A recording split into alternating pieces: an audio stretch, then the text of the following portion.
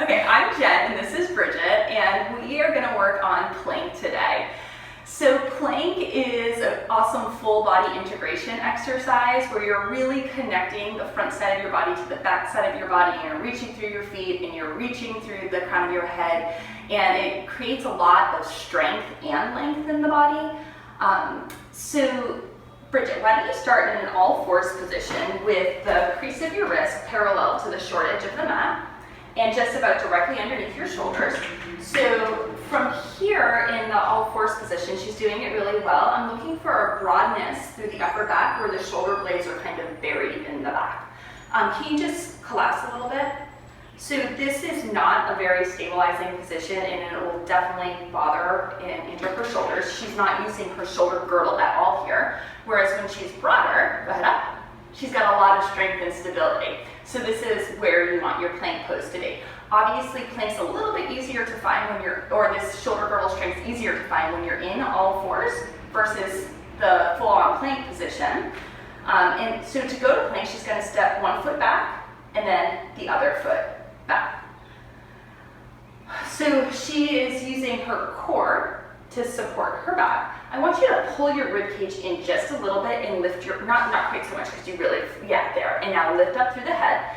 Push, not quite so far. Back of the neck stays long, but the head's up a little bit. Now I want you to push into my hand, reach through your heels like you are reaching away from your head so that you have a really strong line here. And then go ahead and rest for a moment. You can place your knees down to rest.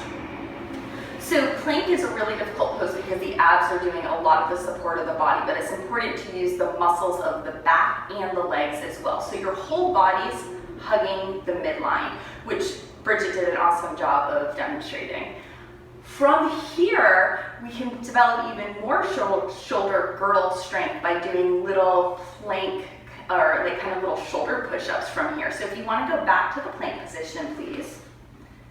So we're working on primarily the serratus here. I want you to kind of collapse through the shoulders and then press up again. Good. And collapse and push up again. Just one more time, and collapse and push up again, and then you can rest. Awesome. So that's a great exercise you can do to build additional strength through your shoulder girdle and your serratus, primarily serratus, which will help with things like arm balances and inversions. It can be a lot of work for the wrist. Ideally, you're really lifting up and away from the wrist so that there's not too much weight in it. But if you have any wrist issues, you can do the same thing on your forearms. Can you show us really quickly? The forearms are parallel, the fingers are spread, shoulders over the elbow. She's got an awesome plank line here. So she's still working her core and her shoulder girdle, her serratus, her legs. Everything's integrated.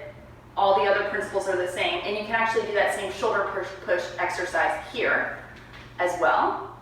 Good. And one more time. Good. And you can go ahead and rest.